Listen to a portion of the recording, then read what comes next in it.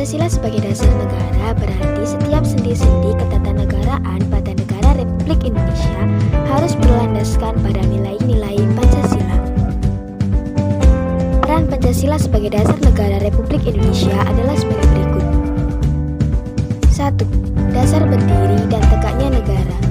Sejarah menunjukkan bahwa Pancasila berperan sebagai dasar pembentukan negara Indonesia merdeka.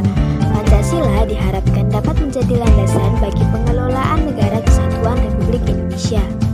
2. Dasar kegiatan penyelenggaraan negara. Negara Indonesia didirikan untuk mewujudkan cita-cita dan tujuan nasional bangsa yang dirumuskan dalam pembukaan UUD 1945. Para penyelenggara negara dituntut untuk memimpin pencapaian tujuan itu, agar penyelenggara negara benar-benar dapat mewujudkan tujuan nasional. Mereka harus berdasarkan semua kegiatan pemerintahan negara kepada Pancasila. 3. Dasar partisipasi warga negara. Semua warga negara Indonesia mempunyai hak dan kewajiban yang sama untuk mempertahankan negara dan berpartisipasi dalam upaya bersama mencapai tujuan bangsa. Dalam menggunakan hak dan menunaikan kewajibannya, seluruh warga negara harus berpedoman kepada dasar negara Pancasila. 4. Dasar pergaulan antara warga negara.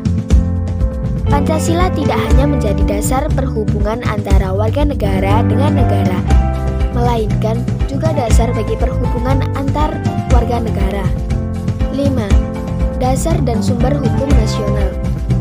Seluruh aktivitas penyelenggara negara dan warga negara dalam kehidupan bermasyarakat, berbangsa, dan bernegara haruslah didasarkan pada hukum yang berlaku. Semua peraturan perundang-undangan atau hukum yang dibentuk untuk penyelenggaraan negara harus didasarkan pada Pancasila. Adapun tujuan bangsa Pancasila sebagai dasar negara Indonesia itu sendiri adalah 1. Membentuk suatu pemerintahan negara Indonesia yang melindungi segenap bangsa Indonesia dan seluruh tumpah darah Indonesia. 2. Memajukan kesejahteraan umum.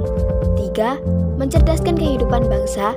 Dan 4. Ikut melaksanakan ketertiban dunia yang berdasarkan kemerdekaan, perdamaian abadi, dan keadilan sosial.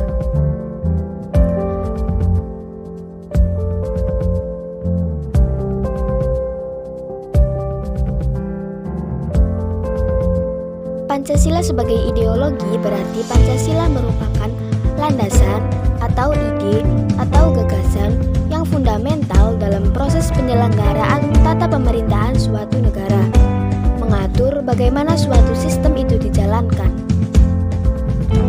Fungsi Pancasila sebagai ideologi negara yaitu 1. Memperkokoh persatuan bangsa karena bangsa Indonesia adalah bangsa yang majemuk. 2. Mengarahkan bangsa Indonesia menuju tujuannya dan menggerakkan serta membimbing bangsa Indonesia dalam melaksanakan pembangunan. 3. Memelihara dan mengembangkan identitas bangsa dan sebagai dorongan dalam pembentuk karakter bangsa berdasarkan Pancasila. 4. Menjadi standar nilai dalam melakukan kritik mengenai keadaan bangsa dan negara. Nilai Pancasila sebagai ideologi adalah sebagai berikut. 1. Nilai dasar. Artinya, sila-sila Pancasila bersifat universal, sehingga di dalamnya terkandung cita-cita, tujuan, serta nilai-nilai yang baik dan benar. Sebuah nilai yang mendasar, yang relatif tetap dan tidak berubah, dan ini terdapat dalam isi kelima sila dalam Pancasila. 2. Nilai instrumental.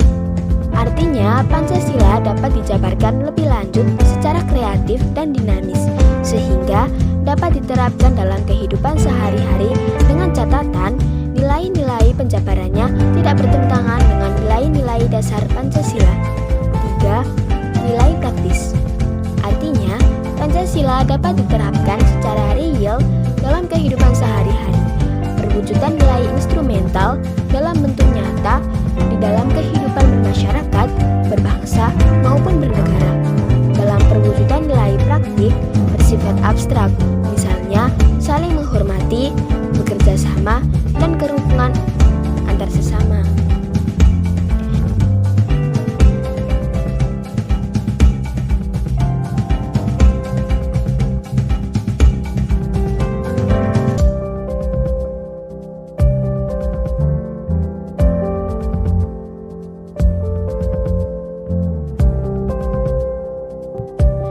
Pentingnya Pancasila sebagai sistem etika terkait dengan permasalahan yang dihadapi oleh bangsa Indonesia diantaranya adalah 1.